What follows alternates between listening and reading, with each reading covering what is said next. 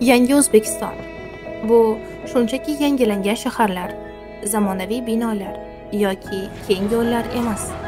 Bu har bir qadamda, har bir qarashda, har bir yurakda seziladigan kelajak nafasi. Bugun mamlakatimiz o'zgarib bormoqda. Shiddat bilan, ishonch bilan, ilhom bilan. Ammo eng asosiy o'zgarish bu odamlar, katta imkoniyatlar davrida voyaga yetayotgan avlod. Orzulari har qachongidan ham yaqin bo'lgan bolalar.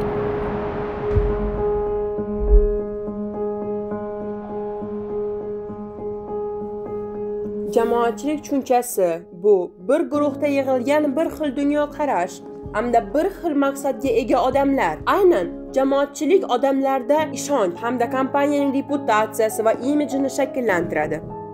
Tushunmadim, sen nega kech qolib yuribsan? Sana vazifasini qildingmi o'zi? Sen olib kelasan deb o'ylagandim. Menda proyektlar, ish ko'p. Девочки! Qizlar, bu nima ahvol? Biz o'qigan vaqtimizda sizlarda bor imkoniyatlar bizlarda bo'lmagan.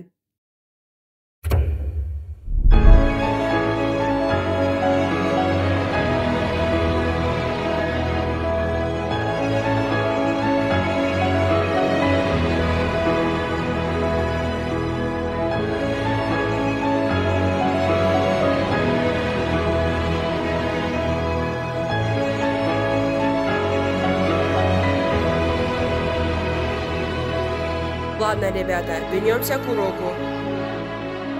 Mamlakat o'zgarishda davom etmoqda. Tashqi siyosatning yangilanishi qo'shnilar Qirg'iziston va Tojikiston bilan aloqalarning mustahkamlanishiga olib keldi. Vizasiz rejim joriy etildi. Qo'shma loyihalar yo'lga qo'yildi. O'zbekiston Turkiya bilan munosabatlarni tikladi. Savdo, turizm va texnologiyalar sohasidagi hamkorlikni kengaytirdi. Dunyo O'zbekistonni qaytadan kashf etmoqda. Zamonaviy, dinamik va kelajakka intilayotgan mamlakat sifatida. Bugun O'zbekiston dadil qadamlar bilan kelajakka intilmoqda. Mamlakat esa cheklovlardan voz kechmoqda. Yoshlarga yo'l ochmoqda. Yangi universitetlar, texnoparklar va ish o'rinlari yaratmoqda. Majburiy mehnat tugatildi.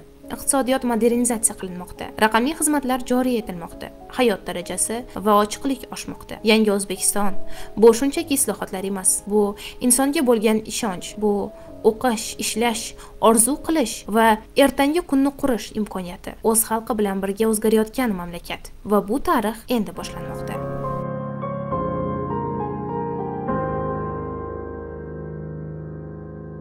Odamlarning dunyoqarashi o'zgaradi, men bunga ishonaman. Mana shu kunlarda uchrashish hammamizga sog'lik, omonlikda nasib qilsin. Sog' bo'linglar, salomat bo'ling.